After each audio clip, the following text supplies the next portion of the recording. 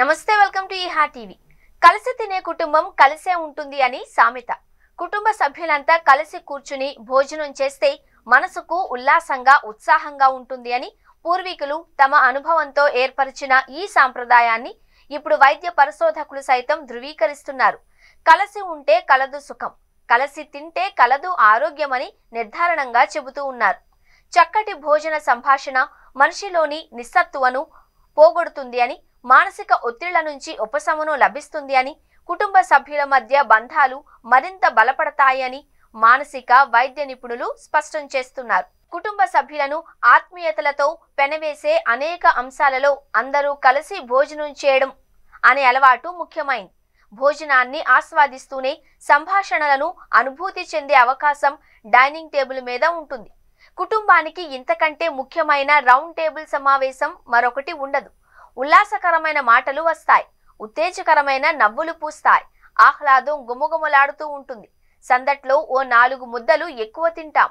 అందుకే భోజన సంభాషణ అంటే కేవలం ఒక మంచి విషయం మాత్రమే కాదు, మానసిక ఆరోగ్యం కూడా అంటున్నారు మనోవైజ్ఞానిక నిపుణులు. భోజన సంభాషణలు కేవలం ఆచారాలు కావు, ఇవి రోజువారీ నిస్సత్తువను పోగొట్టి మానసిక ఆరోగ్యాన్నిచ్చే సందర్భాలు కూడా. భారతీయ సంస్కృతిలో అంతర్లీనమైనదిగా ఉన్న ప్రియ భోజన భాషణ ఇప్పటికీ జంజీ తరానికి తప్పనిసరి అవసరము అని అధ్యయనాలు చెబుతున్నాయి. భోజనం చేసే సమయంలోని మనోల్లాసమైన సంభాషణలు మెదడును నెమ్మదింపచేస్తాయి, నాడీ వ్యవస్థను నియంత్రించడంలో, ఒత్తిడిని తగ్గించడంలో తోడ్పడతాయి.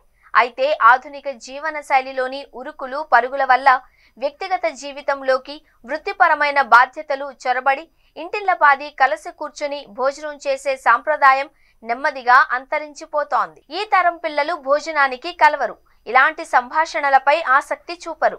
అలాగాని కుటుంబ సంబంధాలు, కుటుంబ భోజనాలపై వారు మరి అంత నిర్లిప్తంగా కూడా ఏమీ లేరు. 1996 తర్వాత జన్మించిన 2000 మందిపై జరిగిన ఒక అధ్యయనం ప్రకారం 64% మంది తమ స్నేహితులు, కుటుంబ సభ్యులతో భోజన సంభాషణలను జరపడంలో ఆసక్తి చూపారు. అదే సమయంలో అందుకు అవకాశం ఉండడం లేదు అన్నారు. ఎవరికి వారుగా భోజనం ముగించే వ్యక్తిగత వ్యవహారంగా మారిన ప్రస్తుత తరుణంలో కుటుంబ బంధాలు మెరుగవ్వాలి అంటే కలిసి కూర్చుని కబుర్లు చెప్పుకుంటూ భోజనం చేయాల్సిన అవసరం ఎంతైనా ఉంది. చిన్న కుటుంబాలలో పెద్దవాళ్లకు చోటు ఉండదు, కానీ భోజన సమయంలో పెద్దవాళ్ల గురించిన కథలకు చోటు లేకుండా ఉండదు. తరాల కథలు మాటల్లోకి వస్తాయి. పారంపర్య కుటుంబ గాథలు ఇష్టమైన భోజనంలా అనిపిస్తాయి. మరి కాస్త వడ్డించు అని అడిగినట్లుగా వంశవృక్షంలోని తాత ముత్తాతల గురించి ఇంకా చెప్పు అని కుతూహలంగా అడిగి మరీ చెప్పించుకుంటారు. ఎంతో ముఖ్యమైన రేపటి ఆ ముఖ్యమైన సమావేశం గురించిన ఆలోచన మదిలోకే రాదు. అంతా కలిసి భోజనం చేస్తున్నారు కదా పాపమని డెడ్ లైన్లు డైనింగ్ హాల్ బయటే ఉండిపోతాయి. ఇక భోజన సమయంలో నో ఫోన్ పాలసీ పెట్టుకుంటే కడుపు నిండా కబుర్లు, కళ్ళ నిండా కమ్ముకునే నిద్ర మేఘాలు, ఒత్తిడి, అలసట, శక్తి క్షీణత అన్నీ కలిసి ప్రపంచాన్ని ఇప్పుడు బర్న్అవుట్ చేసేస్తున్నాయి. ప్రపంచ ఆరోగ్య సంస్థ ఈ బర్న్అవుట్ ను పని ఒత్తిడి సిండ్రోమ్ గా వర్ణించింది. ప్రస్తుతం ఈ డిజిటల్ ప్రపంచంలో బర్న్అవుట్ కాని వారు లేరు అంటే అతిశయోక్తి కాదు.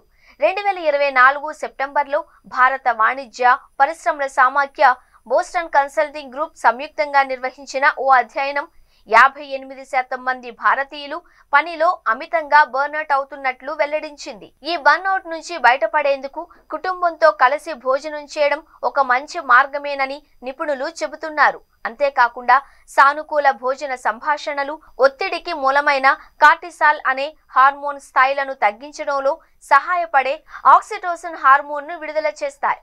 ఆక్సిటోసిన్ సామాజిక బంధాలకు, సంతానోత్పత్తికి దోహదపడుతుంది. లైంగిక సామర్థ్యం పెంచడంలో కీలక పాత్ర పోషిస్తుంది. దీనివల్ల మెదడుకు విశ్రాంతి లభిస్తుంది. భోజన సంభాషణలు తేలికగా ఉన్నప్పుడే కలిసి భోజనం చేయడం వల్ల ప్రయోజనాలు చేకూరతాయి. లేదు అంటే ఒంటరిగా తినడమే నయమనే నిస్పృహలోకి వెళ్లిపోతారు. పచ్చళ్ల దగ్గర మొదలై పంతాలు, పట్టింపుల వరకు వెళ్లిపోతే కలిసి భోజనం చేయకపోతేనే ఉత్తమం. చాలా వరకు సంభాషణ ఆహార పదార్థాల చుట్టూరానే తిరగాలి, మాటల్లోనే మాధుర్యం వలకాలి. ఇంట్లో ఎవరు ఏది ఇష్టంగా తింటారో సరదాగా చర్చించుకోవాలి. రుచికరమైన వంటకాలు చేసిన వారిని ప్రశంసించడం, ఈ చర్చా కార్యక్రమాన్ని రక్తి కట్టించే అసలైన ప్రధాన ముడిసరుకు. అది మన అభిరుచిని తెలియచేయడమే కాదు, మనకు ప్రేమగా వండిపెట్టిన వారి నైపుణ్యానికి కూడా దక్కాల్సిన కితాబు. వంటంతా ఒకెత్తైతే వడ్డన మరో ఎత్తు. ప్రేమగా కొసరి వడ్డిస్తూ ఉంటే ఎవ్వరూ నో చెప్పలేరు. అందుకే అలా ప్రేమగా వడ్డించిన వారిని కూడా మనస్ఫూర్తిగా మెచ్చుకోవాలి.